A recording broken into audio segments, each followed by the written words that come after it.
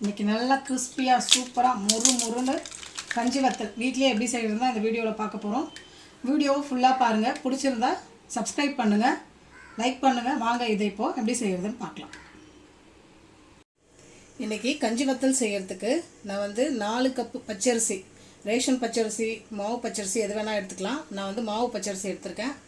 இது கூடவே 1 கப்பு ஜவ்வரிசி, மாவு ஜவ்வரிசி எடுத்துக்கணும். இதில் பச்சரிசியை நல்லா கழுவி துணியில் வெயிலில் காய வச்சு மிஷினில் கொடுத்து அரைச்சிட்டு வந்துடணும். நான் இதை அரைச்சி வச்சுருக்கேன். அரைச்சிட்டு வந்த அரிசி மாவை நான் இந்த மாதிரி நல்ல பெரிய பாத்திரத்தில் இந்த மாதிரி தண்ணியாக கரைச்சி வச்சுருக்கேன். அந்த ஜவ்வரிசியை இது மாதிரி மிக்சியில் நல்லா பொடிச்சு வச்சுருக்கேன். இப்போ தண்ணி கொதிச்சிட்ருக்கு. தண்ணி நல்லா காஞ்சிருக்கு. இப்போ இந்த ஸ்டேஜில் நம்ம பவுட்ரு பண்ணி வச்சுருக்க ஜவ்வரிசியை கொட்டி நல்லா வேக வச்சுக்கலாம். நீங்கள் ஜவ்வரிசியை மிஷினில் கொடுத்து அரைக்கும் போதே கூட சேர்த்து அரைச்சிக்கலாம். நான் வெறும் பச்சரிசியை மட்டும் தான் அரைச்சிட்டு வந்தேன். அதனால் மிக்சியில் சேர்த்து இந்த மாதிரி தனியாக வேக வைக்கிறேன். ஃபஸ்ட்டு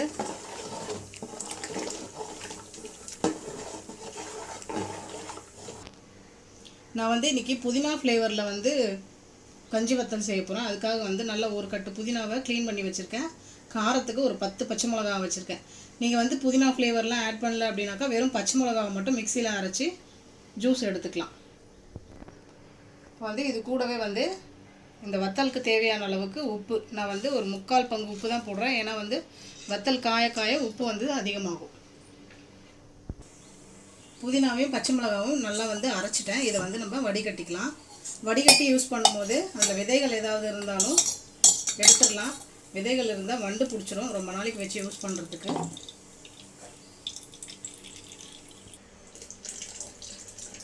நம்ம ஃபில்டர் பண்ண ஜூஸை இந்த தண்ணியில் ஊற்றிக்கலாம். இது நல்லா இன்னும் கொதித்து வரட்டும்.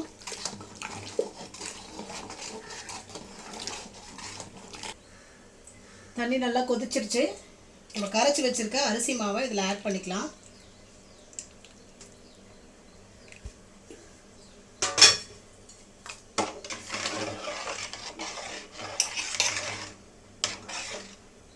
மாவு வேகும் போது நல்லா திக்காயிரும். கலந்து விட்டுக்கிட்டே இருக்கணும்.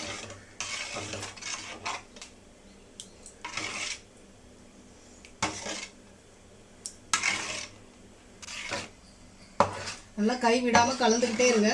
கரண்டி நல்லா பெரிய கரண்டியாக வச்சுக்கிட்டு அடி வரைக்கும் நல்லா கலந்து விடுங்க. ஏன்னா அரிசி மாவு டக்குன்னு அடியில் போய் நின்று அடி பிடிக்க ஆரம்பிச்சிடும். மாவு இன்னும் வேகணும். கஞ்சி வத்தலுக்கு தண்ணிலாம் அளவு இல்லை. நம்ம தாராளமாக தண்ணி சேர்த்து வத்தல் வச்சுக்கலாம். மாவு வெந்துருச்சு. இது பாருங்கள் நல்லா திக்காயிருச்சு. இந்த பதத்தில் இருந்தால் வத்தல் வைக்க ஈஸியாக இருக்கும். இப்போ ஸ்டவ் ஆஃப் பண்ணிடணும். ஆஃப் பண்ணிட்டு தான் ஜீரகம் கொஞ்சம் நிறையவே போட்டுக்கலாம்.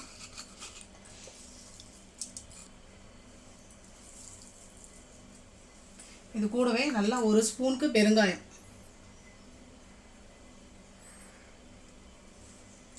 ஜீரகம் ஸ்டவ் ஆஃப் பண்ணிட்டு தாங்க போடணும். கொதிக்கும் போது போட்டுட்டிங்கன்னா கசப்பாயிரும். இது நல்லா கலந்து விட்டுக்கலாம்.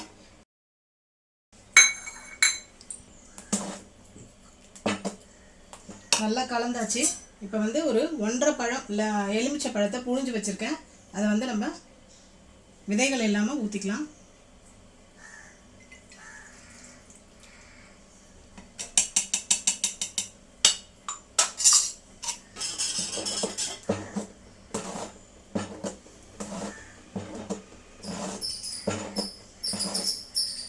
அவ்வளோதான் ஃப்ரெண்ட்ஸ், நம்ம கஞ்சி வத்தல் வைக்கிறதுக்கு கூழ் ரெடி ஆயிடுச்சு. நம்ம இதை மாடியில் போய் வத்தல்கள்லாம் வச்சிடலாம். நான் ஒரு வேஷ்டியை விரித்து வச்சுருக்கேன். மாடியை முதல் நாளே நல்லா சுத்தம் பண்ணி கழுவி விட்டுட்டேன். மாவு இந்த கன்சிஸ்டன்சியில் இருந்து இப்படி 1 ஸ்பூன் எடுத்து விட்டு கொஞ்சம் லைட்டாக ஸ்ப்ரெட் பண்ணிக்கோங்க. இந்த அளவு திக்னஸ் இருந்தால் தான் காஞ்சி எடுக்கிறதுக்கு ஈஸியாக இருக்கும்.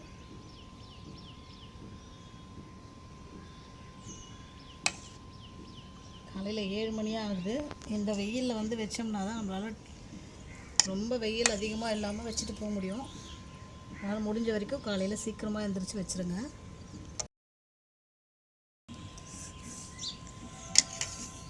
நீங்களும் இதே மாதிரி வத்தல் செஞ்சு பாருங்கள். இப்போ வந்து இது ஒரு நாள் ஃபுல்லாக காயணும். காஞ்ச அப்புறமா துணியை நல்லா ஈரம் பண்ணிவிட்டு எடுத்து இன்னொரு நாள் காய வச்ச அப்புறம் தான் நம்ம இதை பொரிக்க முடியும். கொஞ்சம் லாங் ப்ராசஸ் தான், ஆனால் வந்து ஒரு வருஷத்துக்கு வச்சு யூஸ் பண்ணலாம். இப்போ வந்து இது ஃபுல்லாக வச்சு முடிச்சுட்டு ஈவினிங் எடுத்து காட்டுறேன் எப்படி இருக்குன்னு. வத்தல்லாம் பாருங்கள் ஃப்ரெண்ட்ஸ், காலையில் நம்ம எப்படி வச்சுருந்தோம் இப்போ எப்படி வந்திருக்கு பாருங்கள். அந்தளவுக்கு வெயில் காயுது. இப்போவே இப்போ வந்து இது ரெடி ஆகிடுச்சு. இப்போ வந்து இந்த துணியை அப்படி திருப்பி போட்டுட்டு நல்லா நம்ம தண்ணி தெளிச்சுக்கணும். அப்போ தான் வந்து எடுக்க முடியும், இல்லைன்னா துணியும் சேர்ந்து வரும், எடுக்கவும் முடியாமல் வத்தல் வீணாக போயிடும். இந்த மாதிரி எல்லா பக்கமும் படுற மாதிரி தண்ணி தெளித்து விட்டுக்கணும். விட்டுட்டு ஒரு 10 நிமிஷம் அப்படியே வச்சிட்டோம்னா நல்லா ஊறி வத்தல் அப்படியே அழகாக எடுக்கிறதுக்கு வரும். தண்ணி ஊற்றி நல்லா ஊறிடுச்சு பாருங்கள். இப்போ எடுக்க ஈஸியாக வருது பாருங்கள், அப்படியே ரவுண்டாக. இதை வந்து நாளைக்கு ஒரு 2 மணி நேரம் நம்ம வெயிலில் காய வைக்கணும். ஏன்னா இப்போ நம்ம ஊற்றுற ஈரம் அப்படியே இருக்கும். காஞ்சிருச்சுன்னா அவ்வளோதான்.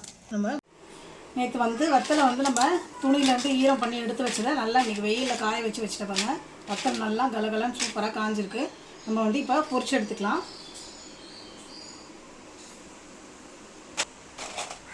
எண்ணெய் நல்லா சூடான அப்புறம் போட்டுக்கோங்க. போட்டோன்னே இவ்வளோ சூப்பராக பொரியுது.